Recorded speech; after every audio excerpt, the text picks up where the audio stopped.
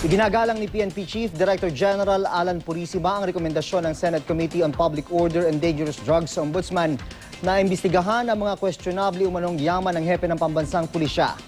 Ayon sa chairman ng komite na si Senadora Grace Poe, may mga hindi pagkakatugma sa testimonya ni Purisima kaugnay sa kanyang yaman. Nananawagan din si Poe sa Ombudsman na bilisan ang pagresolba sa mga reklamo laban kay Purisima para mapanatili ang integridad ng PNP. Ayon naman kay Purisima, nakahanda siyang sagutin ang mga aligasyon ng katiwalian laban sa kanya kung pagpapaliwanagin siya ng Ombudsman. Ang Malacanang, makailang beses nang ipinagtanggol si Purisima, ginagalang din ang desisyon ng komite at hahayaang gumulong ang prosesong legal sa mga reklamo laban sa PNP chief. Naharap si Purisima sa mga reklamong plunder at bribery at graft dahil sa pag-aari niya umano'y mansyon sa Nueva Ecija at pagtanggap niya ng donasyon para sa pagpapaayos ng tinaguriang White House ng PNP chief sa Campo Crame.